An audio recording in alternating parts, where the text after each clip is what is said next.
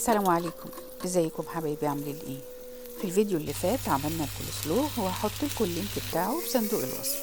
النهارده ان شاء الله هنعمل الرز الريزو، وكمان هنعمل دجاج على طريقه كنتاكي. تعالوا نبدا في وصفتنا ونقول بسم الله الرحمن الرحيم.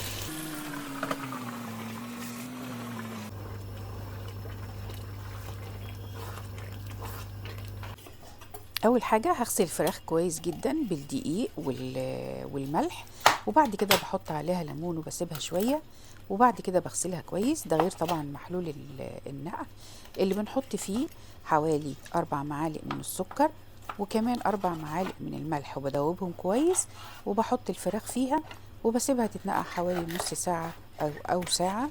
وبعد كده بشيل الفراخ، بتكون نزلت كل الزفارة اللي فيها وكمان الدم وأي حاجة زفرة بتنزل منها. وطبعا فوق كده كمان أنا بغسلها بدقيق وملح، ما بكتفيش بالمحلول بس. ودي الفراخ بعد ما غسلتها كويس جدا، هبدأ أقطع الفرخة على 9 قطع.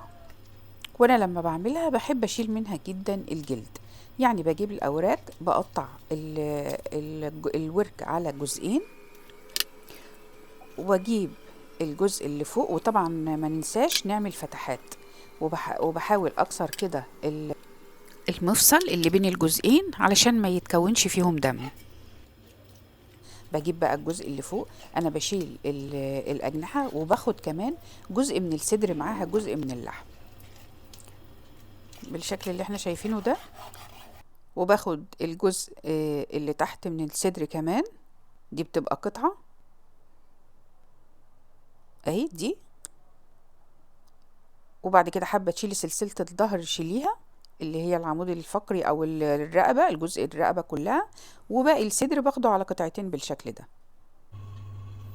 تعالوا بقى نعمل التتبيلة بتاعت الفراخ. هاخد معلقة كبيرة من البابريكا، ونص معلقة كبيرة من الشطة، حابة تلغيها براحتك أو حابة تزودي الشطة زي ما تحبي، ومعلقة صغيرة من الكاري، ونص معلقة صغيرة من الفلفل الأسود، معلقة كبيرة من الثوم البودر، وكمان نص معلقة كبيرة من الكركم، وهاخد 2 معلقة كبيرة من الملح بس يكونوا ممسوحين، وهاخد كمان معلقة صغيرة من بهار الفراخ، معلقة صغيرة من البيكنج باودر وتكون مليانة، وهقلب كل المكونات دي مع بعض كويس جدا. والتتبيلة دي هتكون لفرختين، هاخد بقى جزء منها وهسيب الجزء التاني، وهجيب بولة وهحط فيها الفراخ اللي قطعتها بعد ما اتغسلت، وهاخد بقى زي ما قلت لكم جزء من البهارات دي او التوابل اللي عملتها، وهحطها على الفراخ وهقلبها كويس جدا. ممكن بقى تسيبيها ساعة علشان تتبل كويس وتاخد من التتبيلة، وهحطها في التلاجة. هجيب بولة واسعة وهحط فيها 2 كوباية من الدقيق، وهحط كمان 4 معالق كبيرة من النشا، وهحط جزء من البهارات. هقلبهم الأول كويس جدا. هجيب المية وهقلب، يعني ايد هقلب وهنزل المية لغاية ما يتكون عندي سائل زي عجينة الكريب او اخف شوية.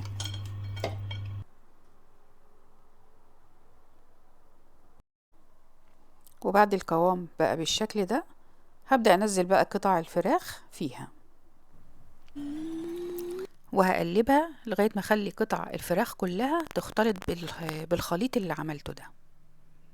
بعد كده هغلفها بالبلاستيك راب، تقدري تبيتيها ليلة كاملة في التلاجة او تسيبيها ساعتين ل3. تعالوا بقى دلوقتي نعمل الرز، وهنحضر الصوص الاول اللي هعمل بيه الرز.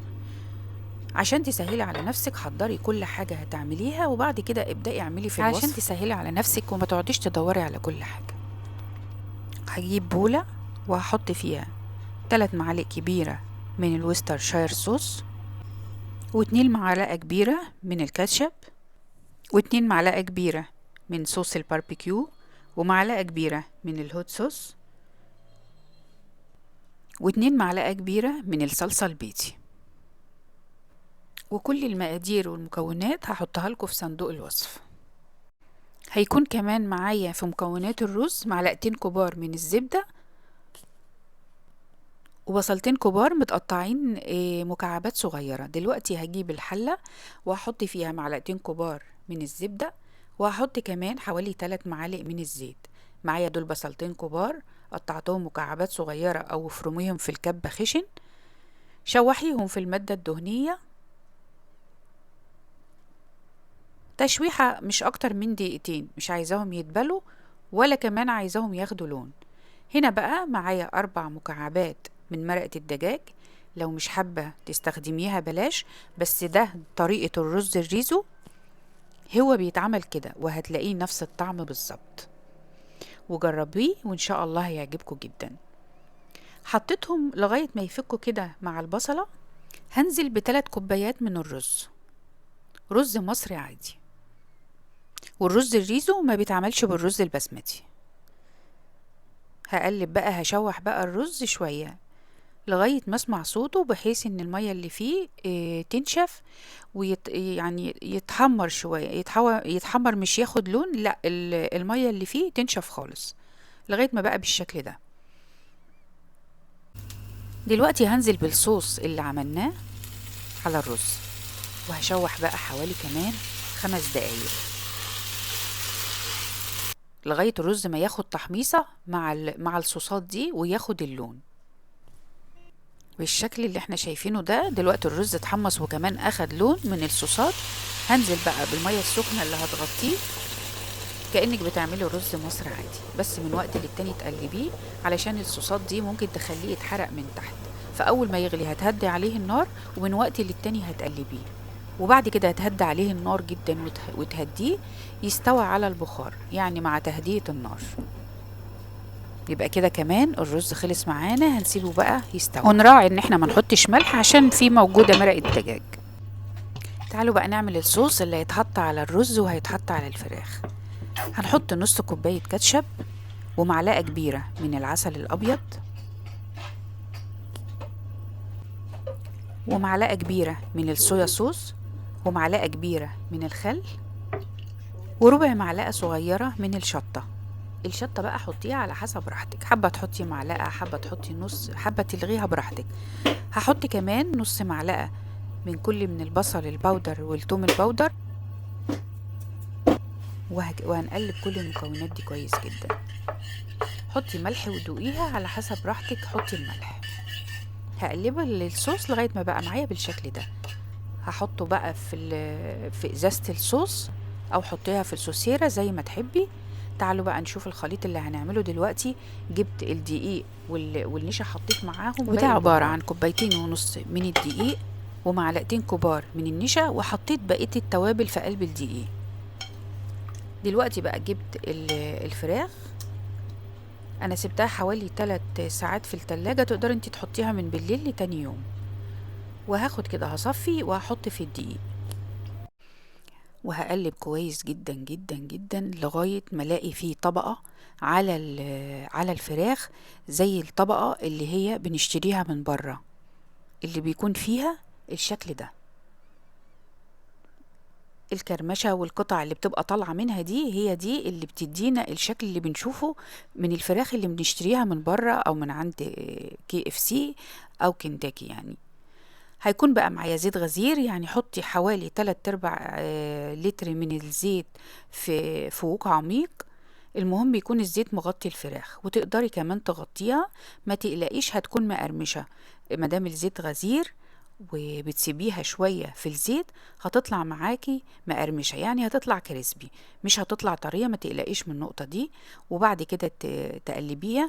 وطبعا زي ما فهمتكم احنا فتحناها او عملنا فيها فتحات كتير، وكمان كسرنا بكل مفصل فيها بحيث ان ما يتكونش فيه دم.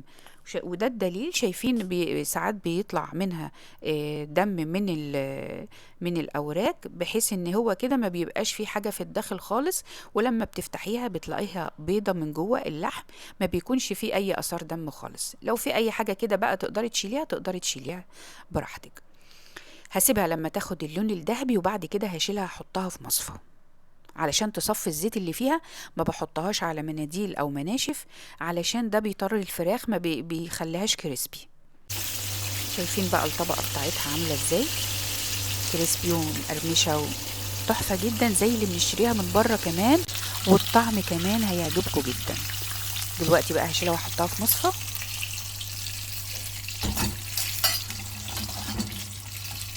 طبعا سامعين الطبقة ناشفة ازاي او كريسبي ازاي زي ما احنا شايفين كده. وخلصت كل المكونات، تعالوا بقى نغرف طبقنا. عملت بولة كده من الرز، لو انت حابة بقى تعملي ستريبس وتقطعيه وتحطيه على الرز من فوق براحتك خالص.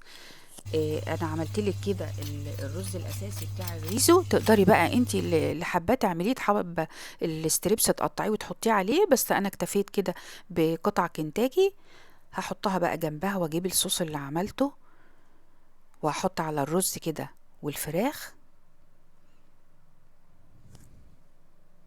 وزي ما احنا شايفين عملنا مكونات كنتاكي كلها في البيت وفي منتهى السهوله، مفيش حاجه صعبه جدا، جربيها. وزي ما قلت لكم الكولسلو عملته لكم في فيديو قبل ده، وهحط لكم اللينك بتاعه في صندوق الوصف.